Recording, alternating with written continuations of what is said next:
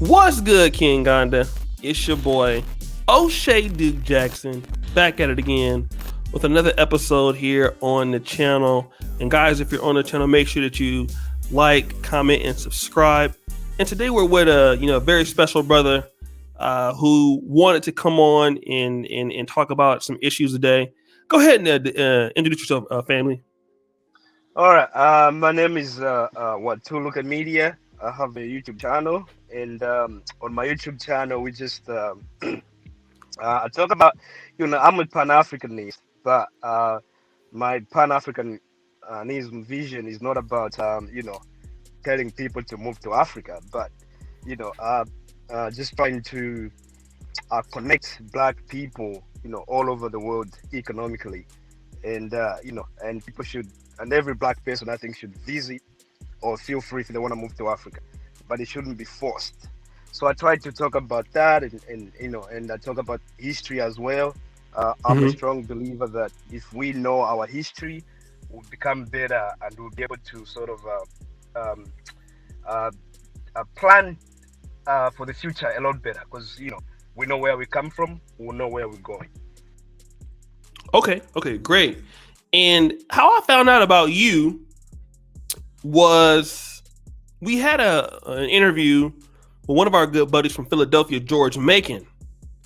And that video was pretty much discussing why it's unfair to compare the diaspora to China. And it was called, actually, the African Diaspora cannot compete against China. So we need to stop comparing the two. And there were some things in that particular video that you disagreed with. What were some of those things that you took issue with in that particular interview? All right. First of all, to start with, even just that statement of saying that the African diaspora cannot compete with China, because that diaspora includes it's not just like ADOS. And when I say ADOS, it's not maybe just like, I think ADOS is someone explained to me like it's only African Americans.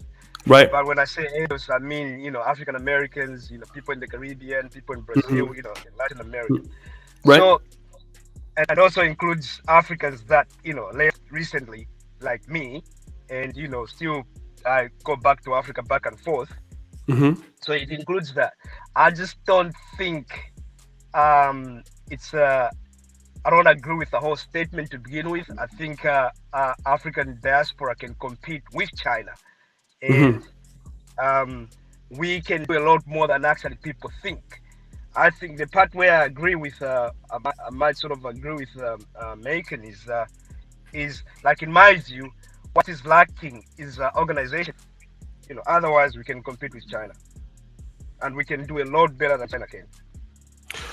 Okay, because what probably, he would say is, China has a lot of money, obviously, and they're businesses that have a lot of infrastructure. Like I was in Uganda, I was talking about that earlier before we started. I would see a lot of Chinese cement trucks, laying infrastructure in Uganda. I didn't see any Kenyans doing this or Nigeria. I saw, Chinese doing it. So it does appear that the Chinese have an advantage when it comes to, even some of what's the phone that everybody uses in Africa now? I forgot what it's called, techno. So when you look at stuff like that, it seems like they have a lot of advantage when it comes to the infrastructure to make things happen on the continent. Whereas, the diaspora, even, some of the people that have left, whether it be, Nigerians in America, Nigerians abroad, they don't have this infrastructural, these things that can come in and basically compete right away. What do you say when you hear people talk about that? I think what I say is this, because people are comparing China today, the China of today to the Africa of today, but where Africa is, and we have to go back like 30 years ago, right? Let's compare China of 30 years ago and the Africa of today, right? And let's see what the Chinese did when they were where we are. to become Mm-hmm. to get to where they are now. You know, if we Right. look at that, we'll realize that we can do it. Because let's say techno, right? Mm-hmm. If we have, let's say there's people, the African American, um, um, uh, uh, let's say 100 African Americans come together, right? Mm-hmm. And they say, you know what, we're gonna start on a phone making business. We're gonna start making our own phones. And then they say, you know, for us to produce them cheap, we're gonna move to Africa. Mm-hmm. They can do it, put the money together. Because I know, like, American even mentioned, like, like an Ocean Duke Jackson can go to Africa and do something a little bit, but 400,000 of us can't go to Africa. And I'm like, you don't necessarily have to go to Africa, but 400,000 of you, if you put $1,000 together, how much is that? Mm-hmm. Is that like 40 billion or something like that? Mm-hmm. That's enough money for you to open up whatever you want to open up in Africa. And we don't have to even start with technology stuff. We can just start with mining. So what the Chinese are doing in Africa is their business. They're doing business there. And what one thing we also have to realize that a lot of them are going there, not saying, not going to the Chinese government to say, oh, I want to go to Africa, give me some money. That's not the case. Most of them actually go around in China, they hold conferences and ask people to invest in them. And then they bring that money, and then they take the money to Africa, and then they're giving dividends and all that back to the Chinese people in China. What's Wow. stopping? Okay. Yeah, I didn't people know don't that. know this. Yeah, that's what they do. Even Australians, in Australia, people can go because Australia is not far from China. There's Australians that go to China and sell their businesses, and the Chinese will invest. The Malaysians, the Singaporeans, they will invest in the Australians, and then those guys bring the money into Australia, invest it, and then they'll send. They'll just. It's all about honesty. If you are honest, anyone, people will be willing to do business. So that's what people don't know. The Chinese do that. Most of the companies that are in China, it's not because they went to the government and say, oh, Mr. Jinping, give me $10 billion. I want to open a mine in Africa. They never did that. Mm-hmm. But this is what happens. This is something like, look at America. When let's say, what's his name, Steve Jobs, 19 years old, right? He's talking about making things happen, Apple and all that stuff. Mm-hmm. The American government didn't give Steve Jobs venture capital, did they? No, it was just the people, isn't it? Some rich American dude gave him like 50 grand, a 19-year-old. Yeah, there you go. Do whatever you want to do with it. Then tell me what you can do with it. And then he did something. And then eventually, now obviously the American government is involved with Apple because Apple is giving them tax money. They're paying their taxes. Most of the governments come after the fact. Initially you'll be struggling. You gotta convince your own people to invest in your idea or to invest in your dream. And then once you start making money, that's when the government shows up. That's a good point. So what you're saying is the perception that George had was the government is boosting money into businesses into China, where what you're saying is individual Chinese firms are just going to people that are venture capitalists, people who want to invest, and they're raising the money just like, startups to go into Africa and start the business. Yes. Okay. They have. I know the government has Belt and Road and all that stuff, right? Mm-hmm. But most of that is actually like for infrastructure. Mm-hmm. So the government will come there. Let's say if there's a big sort of big contract, Mm-hmm. let's say even like China is buying oil from Angola, right? Mm-hmm. And what's Angola buying from China? Nothing. maybe a little bit here and there, but that's, if you look at the trade deficit that China is going to have, it's huge. Because let's say they are spending $10 billion a year on just oil from Angola. Is Angola going to spend $10 billion or $11 billion buying stuff from China? No way. So what the Chinese do is like what they did in Angola. They say, you know what? All right, why don't we build you a dam, like a hydroelectric dam, right? Which most African, you've been in Africa, O'Shea, lived there for 19 months. You know electricity is a big deal in Africa. We need it. Right. Yeah. So the Angolan government will go, okay, and then the Chinese might say, it's going to cost you $5 billion, right? For us to build. Oh well, it might be overpriced. Let's say maybe it should cost 3.5 billion. Okay, but then they say it's going to cost you $5 billion, and you have to pay us over the next let's say 10 years. Okay, so the Angolan government, they will be stupid to refuse that, because we need energy, and when you have energy, other industries benefit. Right. All right. And where are we going right now? I think I've done that in Angola, and already Angola is reaping the benefits of it.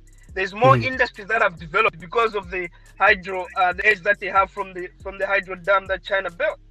And also when you look at it, fuel with the way electric cars, the pace at which they're going, fuel is not going to be important in 10 years. We can be getting all these whatever polychemicals or whatever stuff, but I think the bigger part of it was, people using it for to fuel their cars. But once cars don't need fuel, it's not going to be big business. So the best thing you can do now is invest in infrastructures that can help you in the future. Okay. No, those some strong points. Let me ask you this: what? Because there's some other things that you talked to me about in the email that you wanted to. What were some other disagreements that you had with? One of them was when he said the old Pan-Africanism is dead. Right? You gotta define what the old Pan-Africanism is. Because I don't think just because we don't have what's the old Pan-Africanism? I think right now, if there was anything like old Pan-Africanism, it's just gotten better. It's sort of upgraded, or there's a bit of it's updated. And the reason why I say that, even I remember I don't think it was you, or I think it was Black Mizi on Dynasty Mir, and there was an African American man who was in the 50s. In the 50s, I think he's 56 years old, and he said, you know what? I don't even understand what you guys are saying, because back in my day, he was older than both, Dynasty Mir and Nakmizi. He was saying, like, back in my day, we never got along with the Africans. This is in the US. We call them all sorts of things and stuff like that. But today, my kids are even listening to Afrobeats. And here, is it Ibro? He's got like he was playing Afrobeats on June the 4th or July the 4th, when they have the holidays in America. Yeah, at some point. So it's like there's more contact, and there's more people actually moving to, or even just not even moving, just visiting Africa. It's become a thing where every Black African American wants to go and visit Africa. And when he says Pan-Africanism is dead, no, it's not dead. If you look on the continent, next year we're gonna have probably because the borders are there, and the borders, in a way, they've stopped us from going forward. But one thing that has happened that's gonna help, or that's gonna turn the continent become borderless, is the African Free Trade Agreement. All the countries agreed to that. What's that? That's Pan-Africanism. And it's just, I don't understand why he said Pan-Africanism is dead. I think it's gotten better, because his excuse was, I think he gave a thing of saying, because Africans themselves are not Pan-Africans or something like that. And then what's the part where he said that, because they go and they have to leave Africa to go and to go to universities. Well, the Chinese did the same. The China, even up to now, where I'm in Perth, right? This is, we say it's a European country, but believe me, 75% of businesses in Perth, and I think I would even say I'll be right to even say, 75% of businesses in Australia are owned by Asians. Wow. Okay. Yeah. No, not kidding, man. 75%. And this has been like from the time I got here. Mm-hmm. You go to the city, you find the restaurants, and it's a lot of things these days. Even there's like clothing stores and all that stuff. It's all like Asians.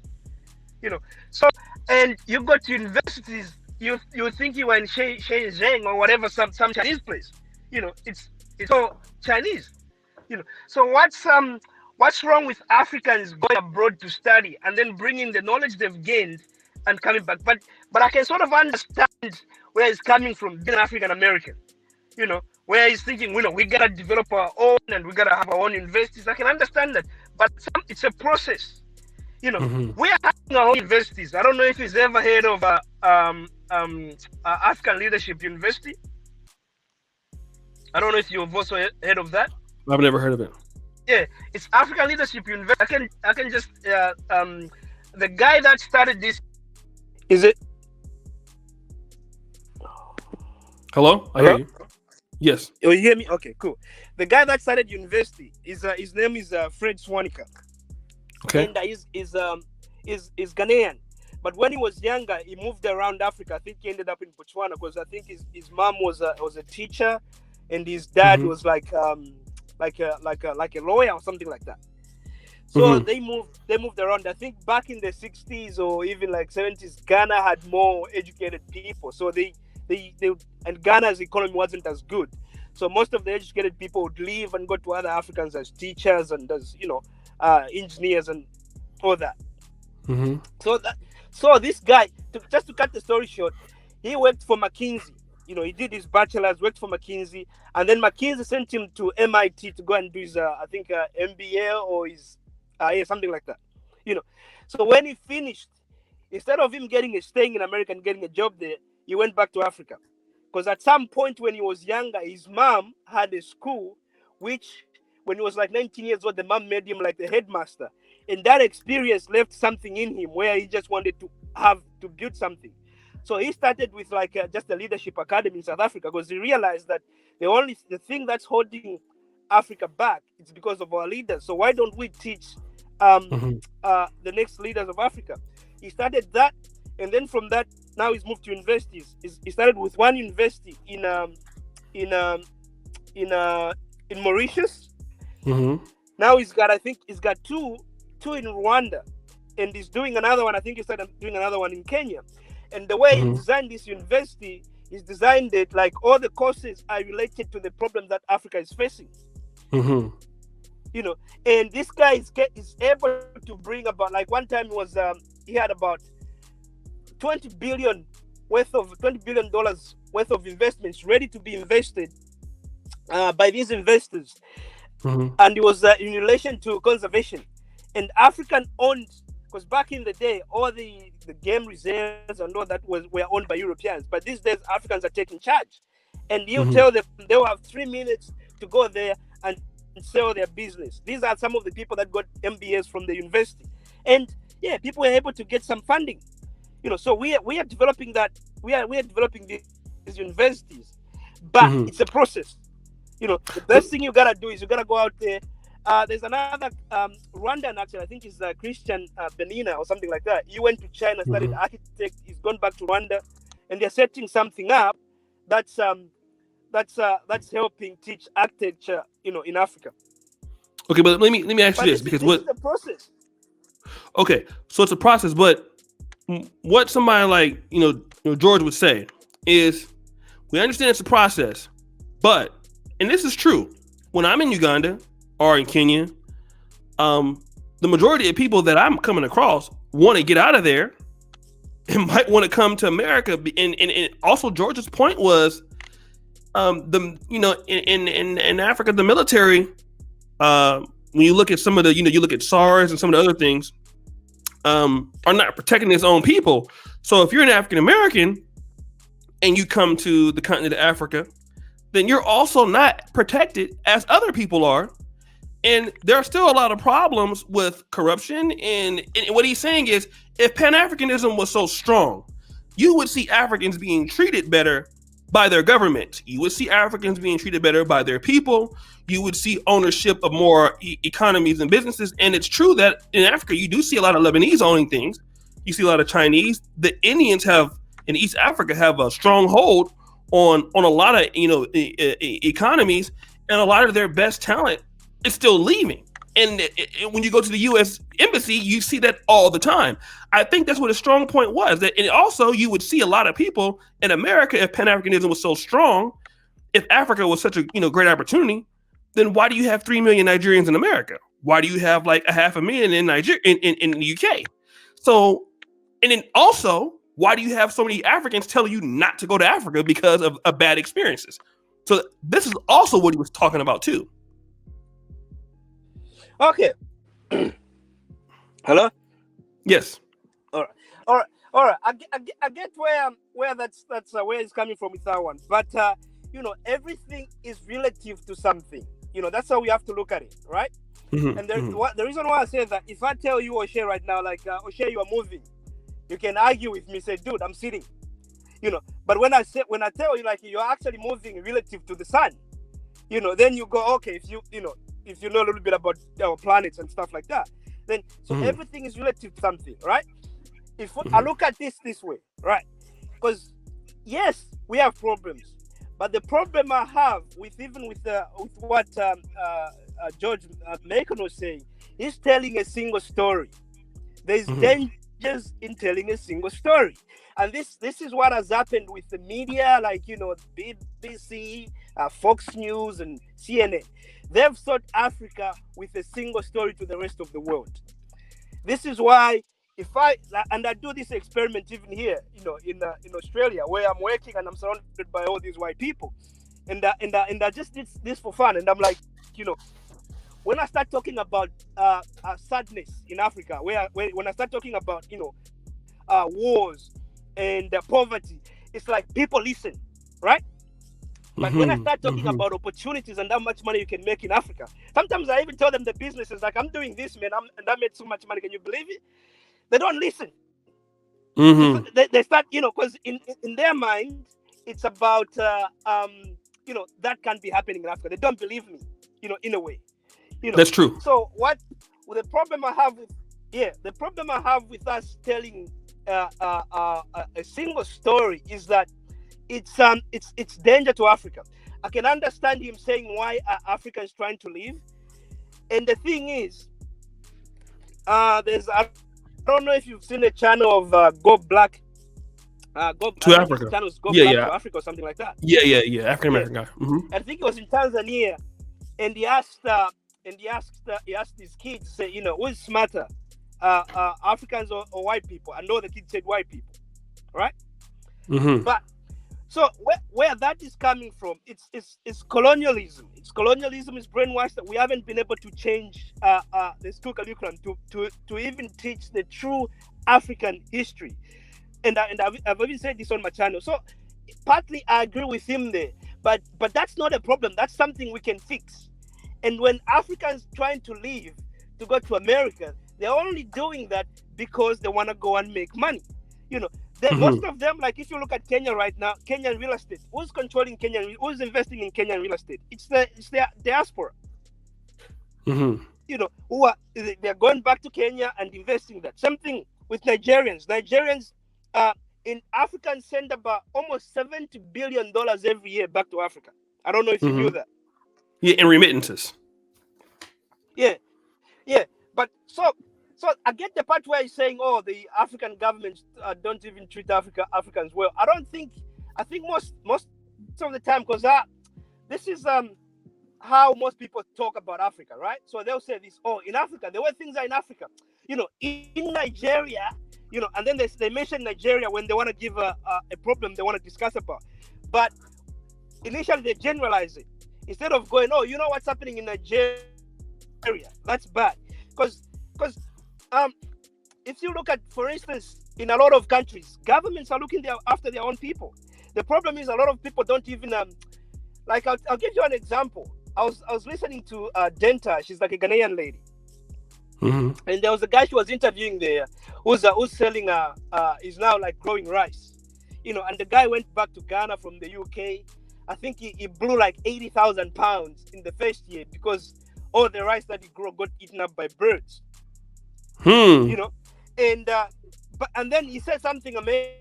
It's like, that I'm not a quitter. If I start something, I make sure I see the point. So when that happened, I went back to university. So you went back to university, and then he goes, University of Google and YouTube.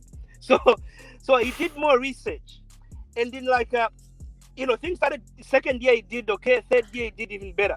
But one thing he realized, this is third year into his business, is when he went to the Ministry of Agriculture, and he found out that the government actually has tractors and all these things that you can hire at close to nothing because they are there to help people. Mm-hmm. And because I didn't even know this, and that's the problem with a lot of us Africans. We haven't been connected to many government initiatives that are happening across the continent. But people don't even know. There's people that live in a country, Mm-hmm. and they don't realize that they can grow stuff and sell them to America because their government has a deal with America, and they don't know that. Mm-hmm. White people do. White people show up in Africa. They land in Africa. They get in the car. They are heading to the bushes.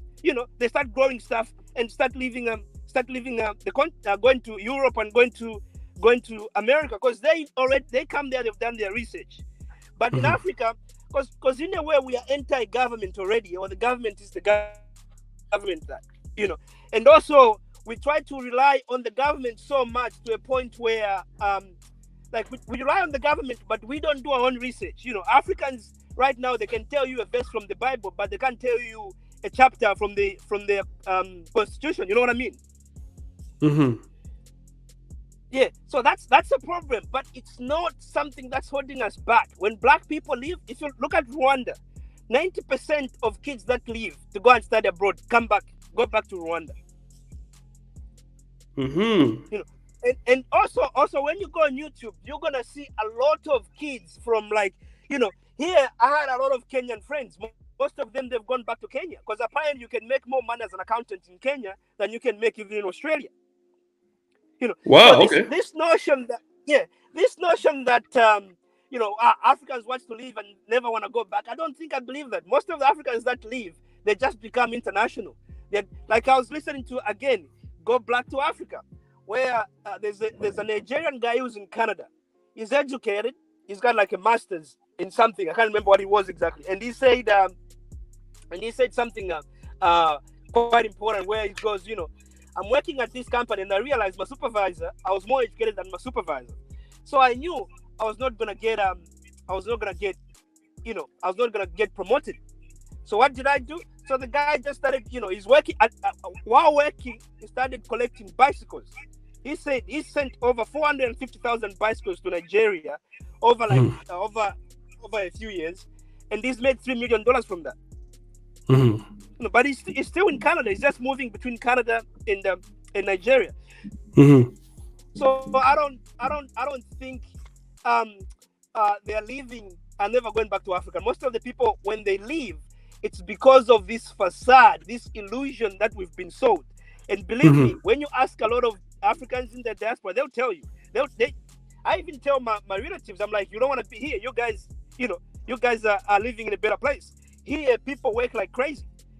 I've seen some guys doing three jobs, not sleeping, and stuff like that, just to get a head start. Yeah. So, but we don't know this. We think, when you travel, everything is great. When you go to America, life is great. You make money. Mm-hmm. When actually that's not the truth. That's why you see like there's even there's a lady who's in she was saying something about she was in America and she got deported. But there's something interesting that she said, where she said, there's a lot of Kenyans there that have just lost it. They're on drugs and they're on whatever in America. Because while chasing that dream, you end up doing something else, or you end up getting involved in something else, because it's the hustle is quite hard over in the Western world. People make it, but also a lot of people end up not making it. So just to answer that, his when he said Africans government don't look after Africans, I think that maybe could be true, maybe 15 in the 90s, but now things are changing. If you look at most African countries, I think democracy is prevailing.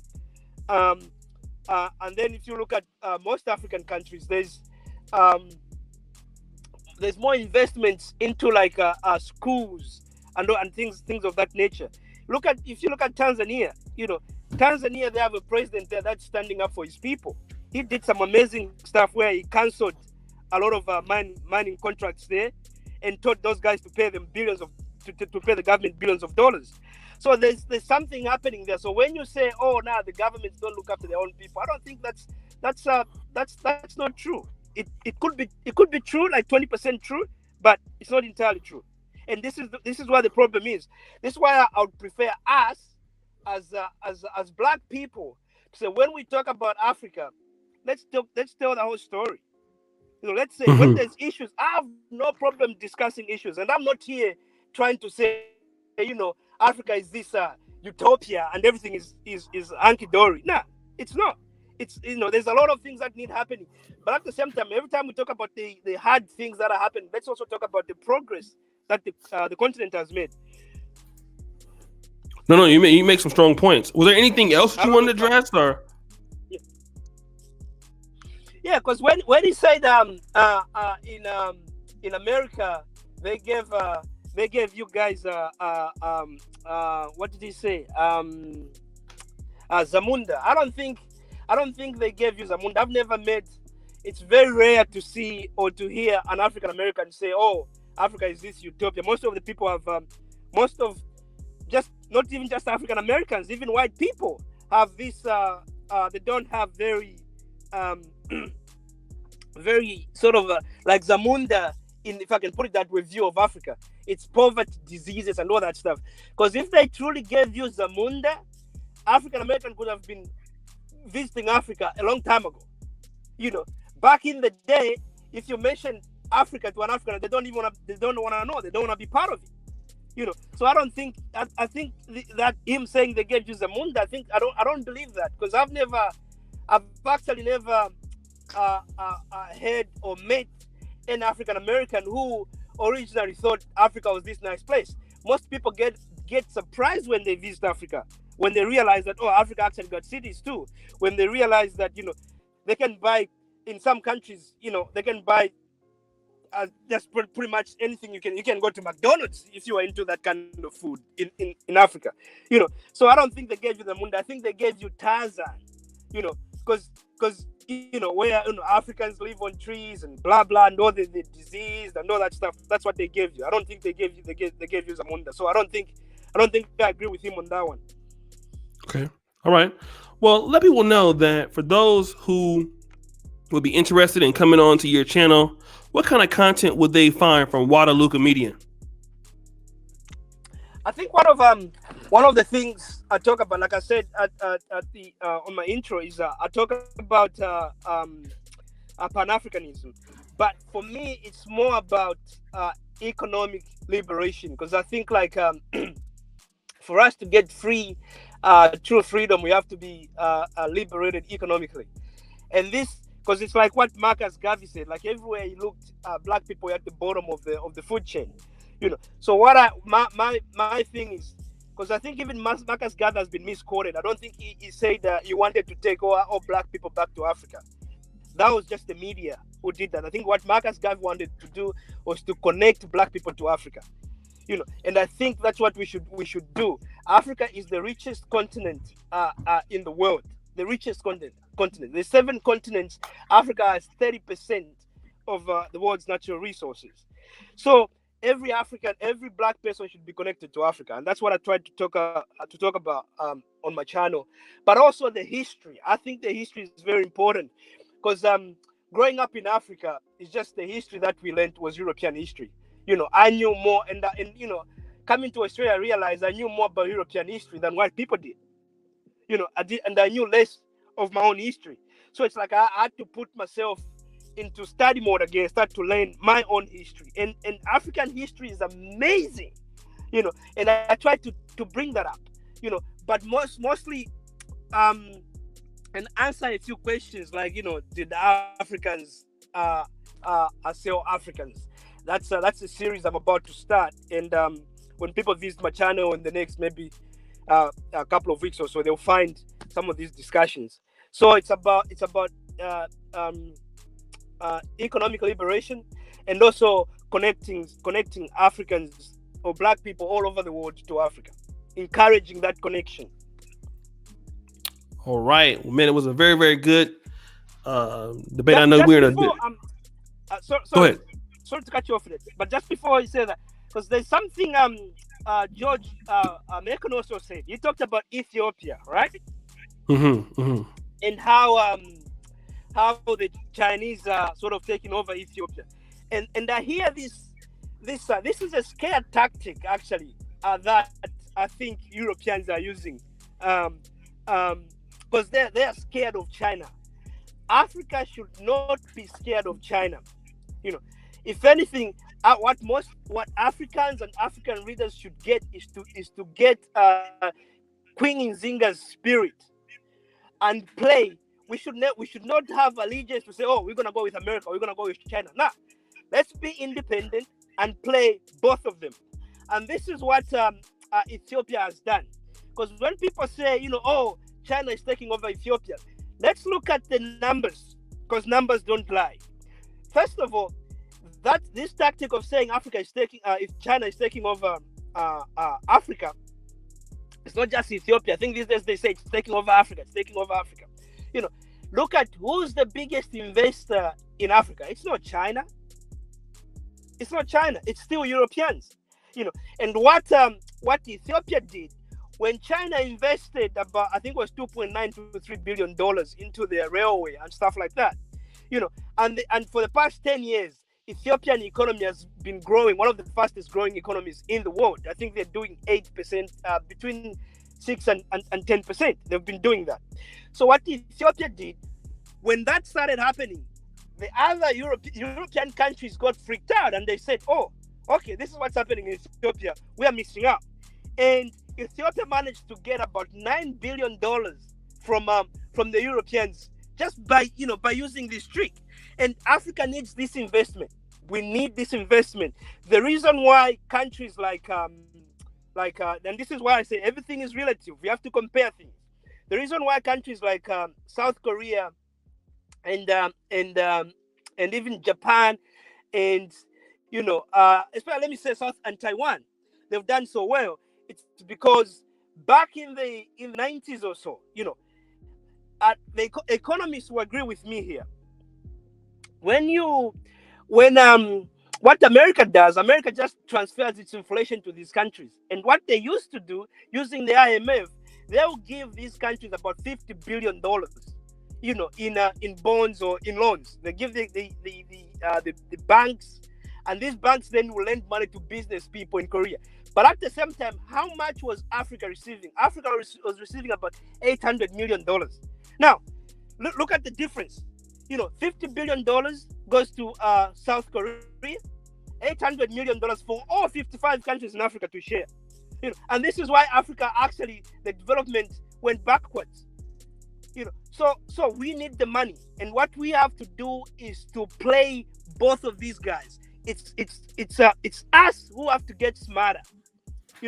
So these fear tactics of scaring people about China, we shouldn't be scared of China. Like I said, in Australia, the Chinese have bought a port, and they've got 99 years lease. This is in Australia, and like I said earlier, 75% of businesses here are Chinese in Australia, but Australians also have their own mining companies, and this is why we have to come in now. Because if you look at I know you, O'Shea, you lived in Uganda, and you can say the Lebanese have the businesses and stuff like that, right? But when you went to the markets, who were there? Who was the most? Which group had the biggest number of marketeers? Was it the Lebanese or the Africans? The Africans. The Africans, right? This is where an African will tell you this, man.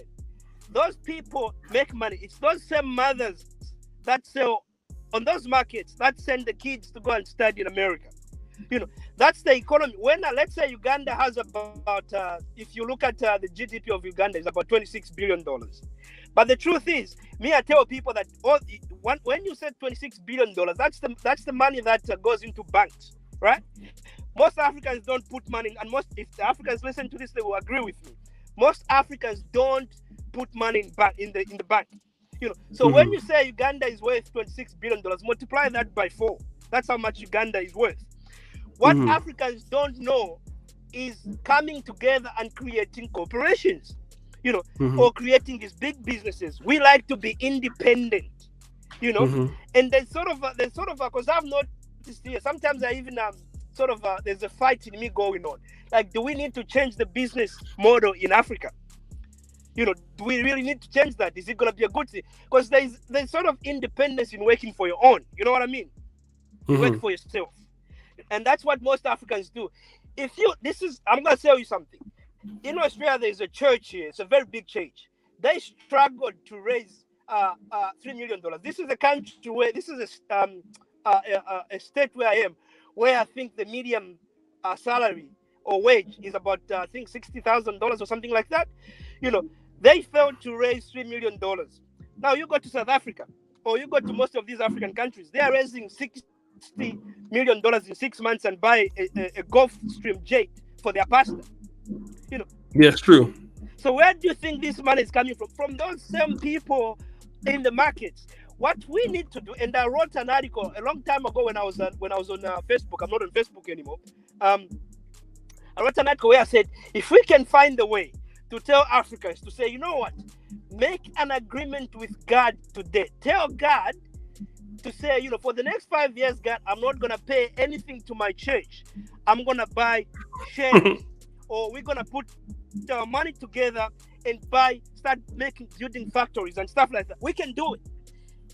And this is where I think African Americans with the hustle mentality, some of them, because I think even there we have the same problems. Like you can agree with this. If you go to some of the so-called ghettos and stuff like that, you'll find most of the business are owned by the same Lebanese, isn't it? Yeah. Lebanese, and same Indians, things, Arabs, stuff like that. Yeah. So, exactly. So it's black people everywhere who are facing this problem. But in Africa, these people have money. I know they have money. All we need to do is just try to find a way to convince them to say, you know what? It's like what Jim Morrison did. Jim Morrison is able to raise $10 million in 1 week. But before that, he went on a campaign. He visited almost every state or every place where black people lived in America and sold them his idea. And believe me, if we can have Africans that can do that, China don't stand a chance. We can have the diaspora, we can have Africans on the continent coming together. We'll start creating corporations. What's stopping us from saying, like you or share yourself, myself, let's say all these African YouTubers, we come together and we tell every person that's following us to say, donate a bit of money to us. We're going to start a company called PanAfricanism Co, or Pan-African Corporation. Let's put our money together and let's go and start digging up diamonds. Let's buy mine in Congo. Let's buy mine in Botswana. We start digging up these diamonds, and we start not only and one other thing I have to say here: when people say pro-black and when people say B1, we have to realize that doesn't mean we can't trade with other nationals. We need to trade. We need to trade with white people. We need to trade with the Chinese. But before we let anything go out to the Chinese, let's make sure that money has passed through our community at least 8 times. What do I mean by this? We put the money together, we dig up the diamonds, black people dig up the diamonds, which means people get jobs, get paid. We polish them in Africa, Africans polish that, Africans get paid, or black people get paid. We send them to, let's say we send them to America. There's black people there who are jewelers and stuff. They design the jewels and stuff like that. And at the end of the day, it ends up at a shop that's owned by black person, but we sell that to the rest of the world. You know what I mean? Like, to the rest of the other races. But the money has gone through so many stages and all controlled by black people. That is what we need to be talking about.